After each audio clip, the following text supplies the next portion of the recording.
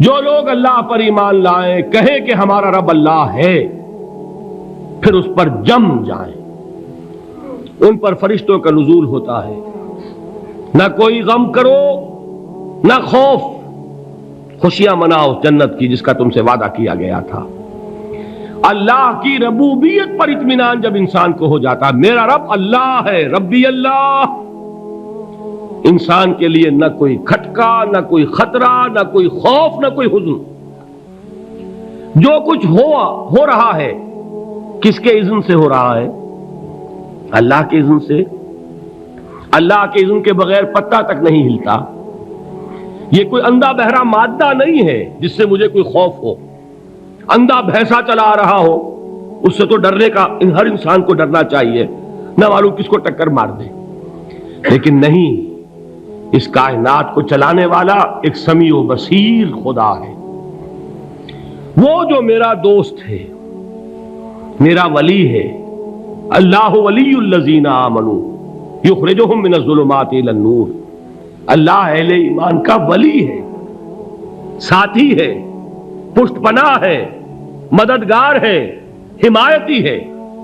بتائیے جسے یقین ہو جائے کہ اللہ میرا مددگار، اللہ میرا محافظ، اللہ میرا پشت پناہ، اللہ میرا حمایتی، اس کے لیے کوئی خوف ہوگا؟ اس سے کوئی ڈر ہوگا؟ میں مثال دیا کرتا ہوں ایک بہت سادہ، پنجاب کے دیہات کی۔ تو بڑا چودھری ہے اور کوئی غریب کسان ہے۔ اس غریب کسان کے جانوروں کو ہر وقت اندیشہ ہوگا چوری کا، کوئی میری بھینس کھول کر نہ لے جائے، کوئی میرا بیل کھول کر نہ لے جائے۔ لیکن جس کے بارے میں یہ سب کو معلوم ہو کہ وہ جو بڑا چودھری ہے وہ اس کا دوست ہے، اس کی بچیا کو کوئی خوف ہوگا؟ اس کی بھینس پر کوئی ہاتھ ڈالے گا؟ اسے کوئی اندیشہ ہوگا؟ نہیں۔ کیوں؟ کہ وہ بڑا چودھری، بڑا اس کا یہاں کا سردار، جاگیردار، سب کو معلوم ہے وہ میرا دوست ہے، کوئی میرے خلاف اقدام نہیں کر سکتا۔ اس دنیا میں یہ چھوٹی سی بات اگر آپ کے دلی اطمینان اور سکون کا باعث بن سکتی ہے تو ذرا تصور کیجئے۔ میں لفظ تصور استعمال کروں گا صرف اس لیے کہ اس کا ہم جس کو کہتے ہیں ادراک اور شعور کر نہیں سکتے، اگر کے ساتھ کر سکتے۔ اگر یقین ہو کہ اللہ میرا مددگار اور یقین ہو کہ اللہ ہر آن میرے ساتھ ہے، پھر کوئی خوف، کس کا خوف؟ کوئی شے اللہ سے بالاتر ہے؟ کوئی قوت اس سے زیادہ طاقتور ہے؟ کوئی اس کے ارادے کو بدلنے والا ہے؟ کوئی اس کی مشیت کے آڑے آنے والا ہے؟ یہی بات ہے جو حضور نے فرمائی۔ یہ ایمان کا حاصل ہے لب لباب، کہ دیکھو اچھی طرح اس بات کو ذہن نشین کر لو، اگر تمام انسان مل کر تمہیں کوئی نقصان پہنچانا چاہے نہیں پہنچا سکتے، مگر جو کچھ اللہ نے لکھ دیا ہو، اور تمام انسان مل کر تمہیں کوئی نفع پہنچانا چاہیں نہیں پہنچا سکتے، مگر وہ شے جو اللہ نے طے کر دی ہو۔ آپ پھر میں کہوں گا ذرا طاری کیجئے، اسے فرض کیجئے، اسے سوچئے۔ اگر اس حدیث پر ہمارا دل ٹھکا ہوا ہو تو کسی سے ڈر ہوگا؟ یہ مجھے نقصان نہ پہنچا دے، یہ میری رپورٹ خراب نہ کر دے، یہ میری انکریمنٹ نہ رکوا دے، یہ میرا یہ نہ بگاڑ دے، یہ میرا یہ نقصان نہ پہنچا دے۔ اس کا ڈر، اس کا ڈر، اس کا خوف، اس کی خوشامد، اس کے لیے جا کر طرح طرح سے اپنی عزت نفس کو ذلیل کروانا اس کے سامنے، یہ سب کچھ کیوں کرتا ہے انسان؟ جب سمجھتا ہے کہ اس کے ہاتھ میں میرا کوئی نفع ہے، اس کے ہاتھ میں میرے لیے کوئی ضرر ہے، یہ مجھے کوئی گزن پہنچا سکتا ہے، یہ مجھے کوئی نقصان پہنچا سکتا ہے، یہ میرا کوئی کام بنا سکتا ہے، یہ میری کوئی ضرورت پوری کر سکتا ہے، اسی کا نام شرک ہے۔ جہاں آپ نے یہ سمجھا کہ غیر اللہ کے اندر کوئی طاقت موجود ہے، وہی شرک ہے۔ بتوں سے تجھ کو امیدیں، خدا سے نومیدی، مجھے بتا تو صحیح اور کافری کیا ہے؟ شرک تو یہ ہے۔ جس پر بھی تمہیں یہ خیال ہے، کلمہ ہے یہ کلمہ سوم، لا حول ولا قوت الا باللہ، ذرا اس پر دل کو کبھی اگر آپ تصور کریں، پھر فرض کریں، دل ٹھک جائے اس پر، کوئی طاقت نہیں۔ یہی بات تھی جو شیخ عبد القادر جیلانی رحمۃ اللہ علیہ نے اپنی وصیت میں اپنے بچے سے کہی. 11ویں دینے والے ہیں، لیکن حضرت شیخ عبد القادر جیلانی کی وصیت اور تعلیمات کو کتنے لوگ ہیں کہ جانتے ہو؟ یہ جن مقامات تک پہنچے ہیں وہ کس چیز کی بدولت پہنچے؟ انہوں نے جو پیغام دیا وہ کیا تھا؟ اے میرے بچے، جس طریقے سے قرآن مجید میں حضرت لقمان کی نصیحتیں جو ہے نقل کر دی گئی ہیں، میں یہ عرض کروں گا بالفرض اگر قرآن حضرت عبد القادر جیلانی کے بعد نازل ہوا ہوتا تو شیخ عبد القادر کی یہ نصیحتیں بھی قرآن میں درج ہوتی. اتنی اونچی نصیحتیں ہیں. اے میرے بچے، اس حقیقت کو ذہن نشین کر لے، لا فاعل فی الحقیقت ولا مؤثر الا اللہ. اس کائنات میں نہ کوئی فاعل حقیقی ہے نہ مؤثر حقیقی ہے سوائے اللہ کے. کسی شے میں کوئی تاثیر نہیں اگر اللہ نہ چاہے. آگ جلا نہیں سکتی اگر اللہ نہ چاہے.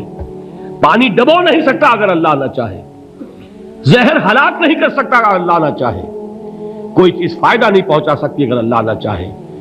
تو در در پہ کیوں سر جھکاتے ہو؟ در در پر کیوں جبیں سائی کرتے ہو؟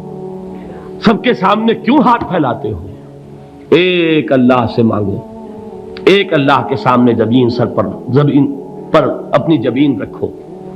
لا فاعل فی الحقیقت ولا مؤثر الا اللہ. نظر آتا ہے ہمیں کہ پانی پیاس بجھا دیتا ہے.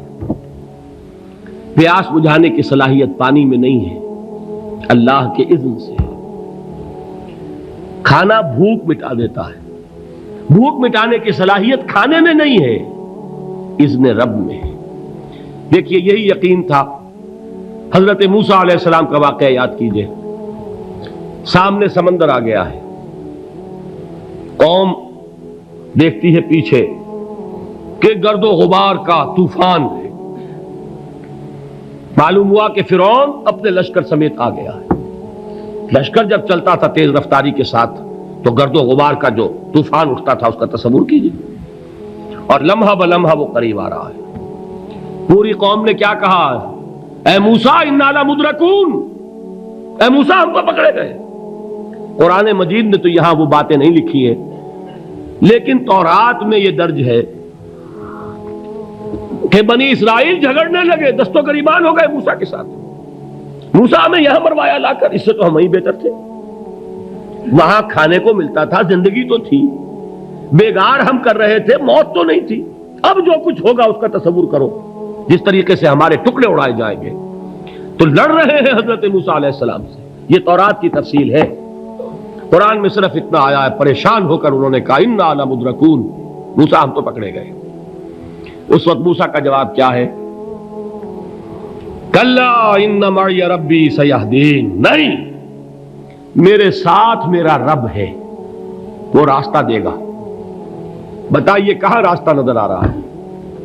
یہ ہے ایمان بالغیب. راستہ نظر نہ آئے تب اللہ پر یقین ایمان ہے. جیب میں پیسے ہوں اور تب دل کو اطمینان ہے تو ایمان کس پر ہوا؟ پیسے پر، اللہ پر نہیں. جب وسائل و ذرائع نہ ہو اور پھر یقین ہو کہ اللہ مسبب الاسباب ہے، وہ اسباب کا پابند نہیں ہے، وہ اسباب کا محتاج نہیں ہے، اسباب اس کے محتاج ہیں. اگر یہ یقین ہے تو اللہ پر ایمان ہے. یہ نہیں ہے تو تمہارا ایمان اسباب پر ہے، وسائل پر ہے، ذرائع پر ہے، مادیات پر ہے، اللہ پر نہیں. اس وقت کہاں راستہ تھا؟ کوئی راستہ تھا؟ سمندر ہے اور ادھر سے لشکر آ گیا ہے. کلا ان معی ربی سیہدین. اب دیکھیے ایمان کہہ دینا آسان ہے، ہوا معکم اینما کنتم، جہاں کہیں بھی تم ہوتے ہو اللہ تمہارے ساتھ ہوتا ہے. لیکن اس کا یقین قائم ہو جائے تو زمین و آسمان کا فرق واقع ہو جائے. یہی بات ہوئی حضور کے ساتھ. غار ہے، چھپے ہوئے ہیں محمد الرسول اللہ اور آپ کے وہ یار غار ابو بکر صدیق رضی اللہ تعالی عنہ. اقبال نے حضرت ابو بکر کی شان میں چند اشعار کہے صرف، لیکن واقعہ یہ ہے کہ بھاری بھاری نظموں پر اور قصیدوں پر بھاری ہے. طویل ترین نظمیں اور قصیدے ہوں ان پر بھاری ہے. ہمتیں ابو بکر کی ہمت جو ہے کشت ملت را چو ابر، جیسے بارش سے کھیتی اپجتی ہے، ابو بکر کی ہمت اور عزیمت اس امت کو اسی طرح سینچنے والی ہے۔ ثانیے اسلام و غار و بدر و قبر، وہ دوسرے تھے اسلام میں، دوسرے پہلے کون تھے؟ انا اول المومنین، حضور فرماتے ہیں سب سے پہلا ایمان لانے والا میں، دوسرے ابو بکر۔ ویسے ہمارے ہاں یہ چلتا ہے اختلاف، حضرت علی پہلے ہیں کہ حضرت ابو بکر پہلے ہیں، لیکن اس میں بڑی خوبصورت تطبیق قائم کی ہے علماء نے، اور بہت صحیح ہے۔ چار کے بارے میں فیصلہ ہی مت کرو کہ کون پہلے ہے، ان کی ایک عجیب تقسیم کر دی ہے۔ آزاد مردوں میں، بالغ مردوں میں سب سے پہلے ابو بکر، بچوں میں سب سے پہلے علی، خواتین میں سب سے پہلے خدیجہ، اور غلاموں میں سب سے پہلے زید ابن حارثہ۔ بڑی پیاری تقسیم ہے، یہ چاروں ہی پہلے ہیں، ہر ایک کے لیے اولیت ہے۔ اور واقعہ یہ ہے کہ اگر زمانی اعتبار سے تعین ہوگا تو پہلے خدیجۃ الکبریٰ آئیں گی رضی اللہ تعالی عنہ، کسی اور سے بات کرنے کی نوبت بعد میں آ سکتی ہے، پہلے تو اہلیہ محترمہ سے بات ہوئی ہے، آتے ہی پہلی وحی ہوئی ہے، ابھی تبلیغ کا حکم نہیں تھا۔ کس کو بتایا واقعہ؟ ابھی اپنی نبوت کی تبلیغ کا تو حکم ہی نہیں آیا، واقعہ کس کا ہے؟ وہ خدیجہ کا ہے۔ جب کہا ہے کہ خشیت علی نفسی، مجھے اپنی جان کا اندیشہ ہے، تو کیا جواب دیا خدیجہ نے رضی اللہ تعالی عنہا؟ وہ صدیقۃ الکبریٰ ہے۔ صدیقات جو ہے خواتین، ان میں چوٹی پر خدیجۃ الکبریٰ ہے رضی اللہ تعالی عنہا، اور صدیق جو مرد ہیں ان میں